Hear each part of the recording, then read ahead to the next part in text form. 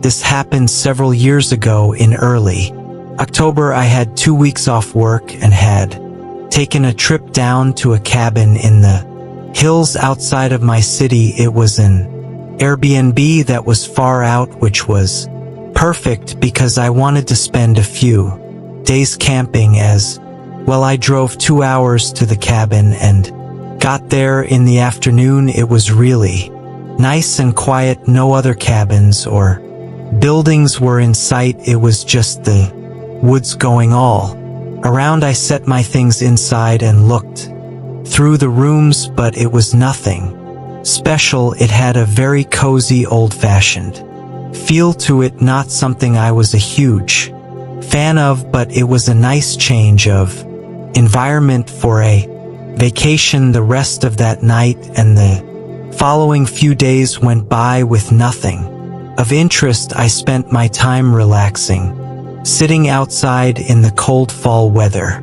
for most of the days and spending the nights inside by the fireplace. It was on the 5th day, though, that I set out with my camping gear. I wasn't sure how long exactly I was going to camp for, but planned for 2 to 3 nights. There were a couple trails nearby that I was aware of from planning ahead, but only one of them actually connected to the cabin. To keep things simple, I chose to just take that one so I could leave straight from the cabin and not have to drive anywhere. I walked for at least 3 or 4 hours before I found the spot. I was happy with this. Was the only clearing I'd found aside from the trail itself, but something would just feel uncomfortable about camping directly on the path. It was closing in on nighttime already, so I got my tent up and started fire. As it got darker, I put on my heavy sweater and jacket. With the cold really starting to come in, I sat out by the fire for an hour, eating up a quick meal and waiting for myself to get more sleepy. But at some point while I was sitting there, my eyes caught sight of something, a figure walking out in the woods. I watched as they walked through the dark, no flashlight or anything, and disappeared in the distance. The only light in the woods was my campfire aside from the dim moonlight, so whoever was out there had to have seen me. It was so strange the way they were walking, though. Just being out here in the woods with no light and not even following the trail, it made me feel really unnerved enough to think about taking the long walk back to the cabin. But I knew it wasn't safe to go out this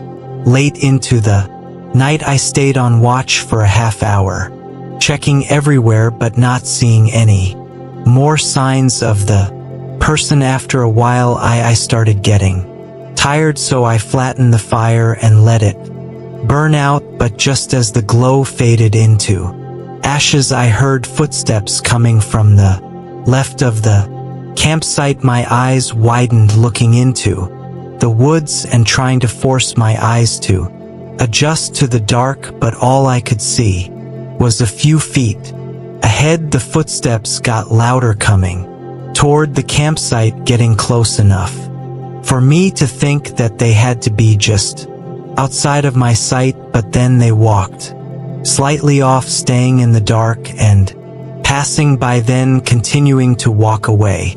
They never stopped or did anything to show that they acknowledged that I was there, but the chances of them being out here at the exact place I was just impossible to be a coincidence. Once the footsteps were gone, I took out my flashlight and disassembled my tent, packing my things and going back to the trail. It wasn't ideal, but I could sense that something was off about whatever was going on. I walked quickly, keeping my flashlight on the trail and trying to keep myself calm. The woods were so quiet, though, just adding to the eeriness of the situation I'd found myself in. Although I had my doubts, I made it Back to the cabin, it was still well into the night, and after walking so much that day on no sleep, I passed out on the couch just minutes after getting inside.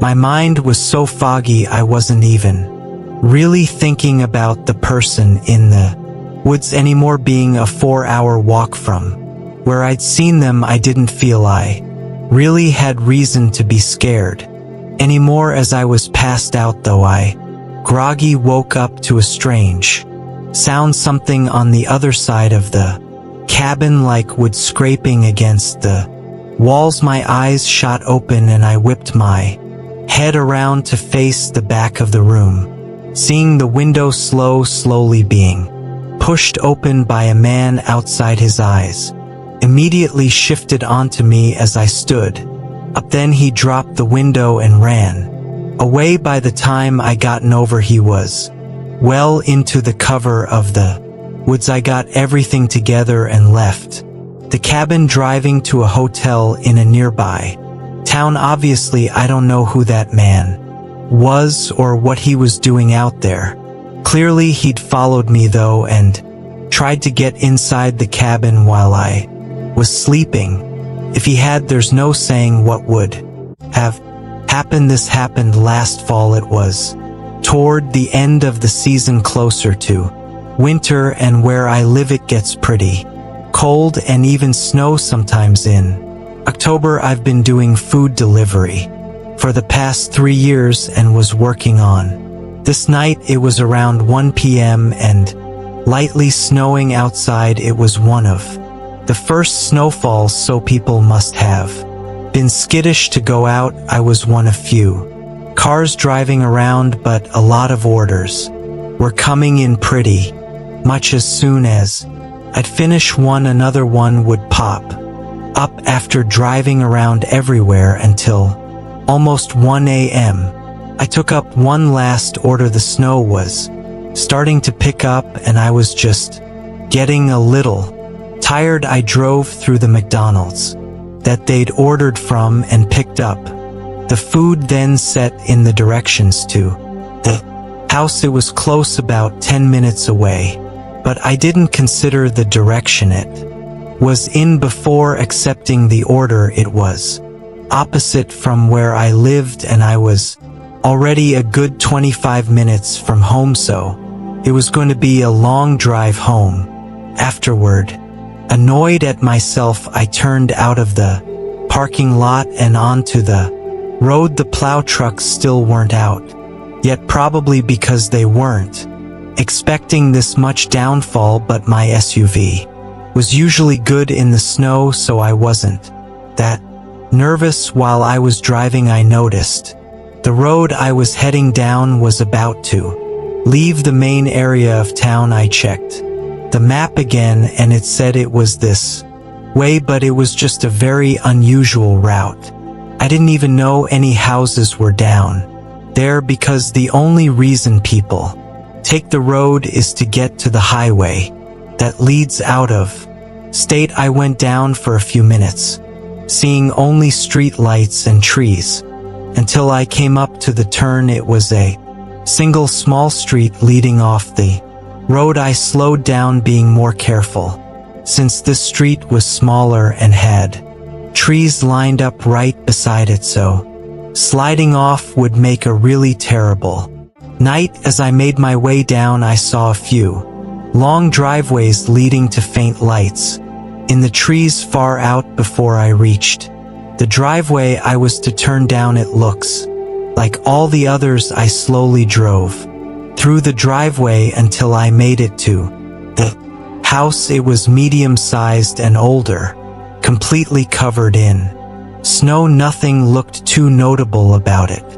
Really, the only interesting thing was that it was out here in the middle of some forest. I parked out front and got the bag, then started walking up to the door. The snow was thicker than I would have liked, soaking my shoes and even the lower legs of my pants. When I got up to the porch, I knocked and started to set the bag down, but almost immediately the door swung Open, I looked up, seeing a large man in a winter jacket. His face was pale, like he'd just been outside in the cold.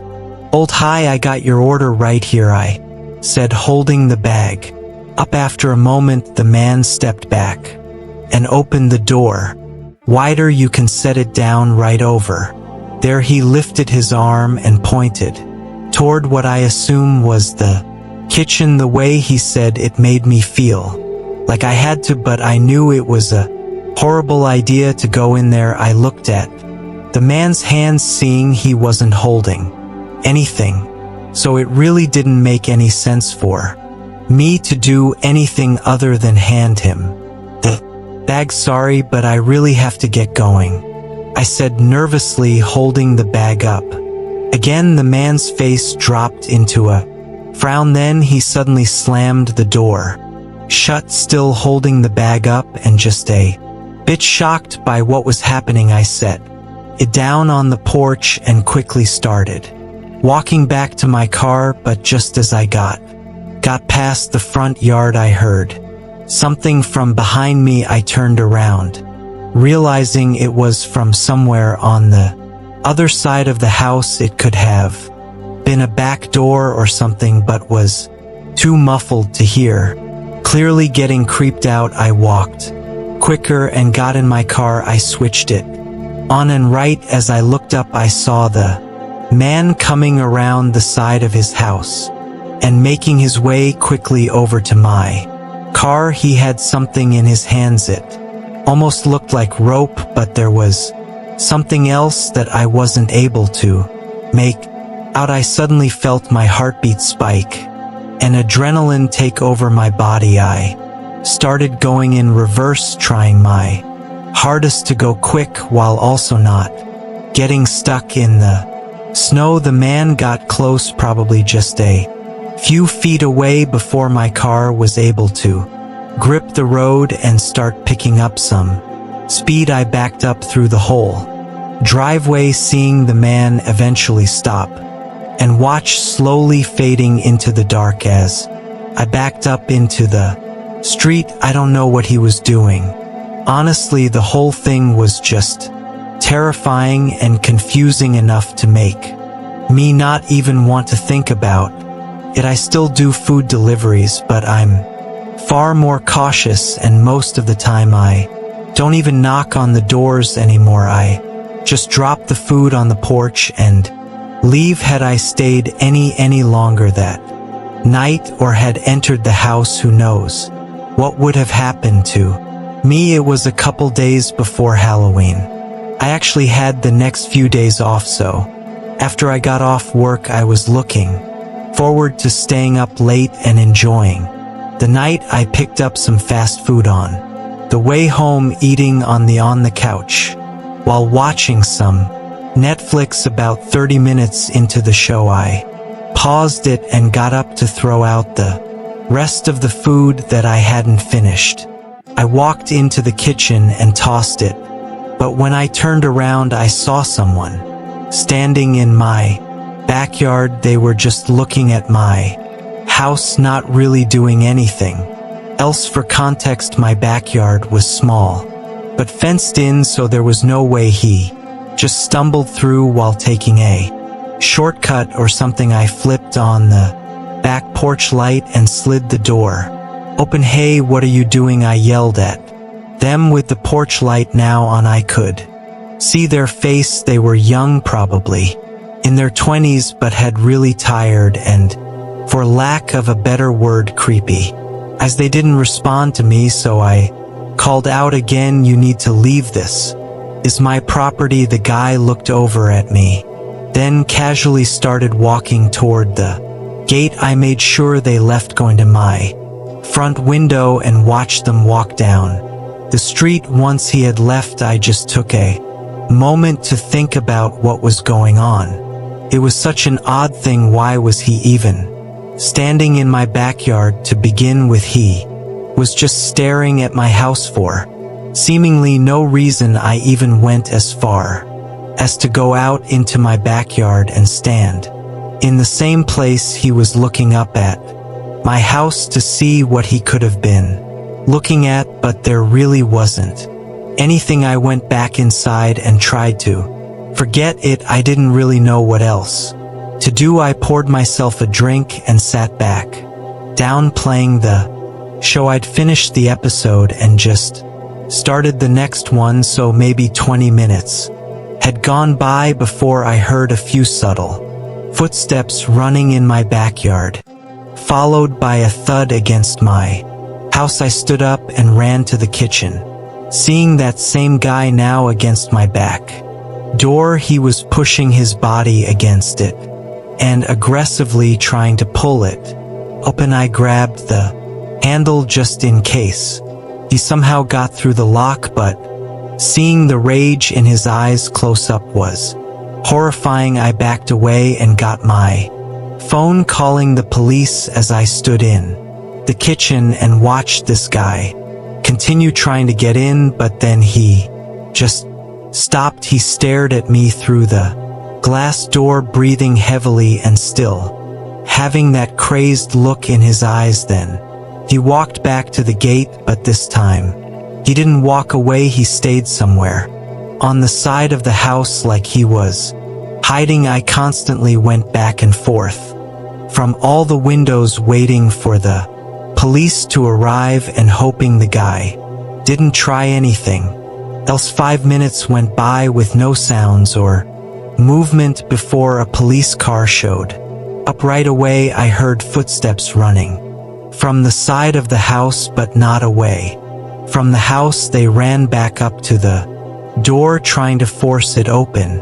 Again, they chose to attempt breaking in again rather than taking their chances running away. Obviously, police were able to get him in the act, and after a quick struggle, they got him cuffed and into the car. When questioned, it was very apparent that the guy was under the influence of something heavy, and it was later confirmed with some tests despite questioning him that night. And in the following days when he was sober, the man never gave actual reasons for his actions. I'm unsure how to feel about it. Part of me sees it as just some crazy guy that had no reason, so why worry about it? But then a part of me thinks of the look in his eyes, and the fact that he tried to break in over running away means he had to have had a reason, and either way, if he had gotten in, what he would have tried to do to me is likely just as horrifying reason, or not. As far as I know, he was only imprisoned for a few weeks due to not being sober during his actions, so I'm left to just worry about whether or not he intends on coming back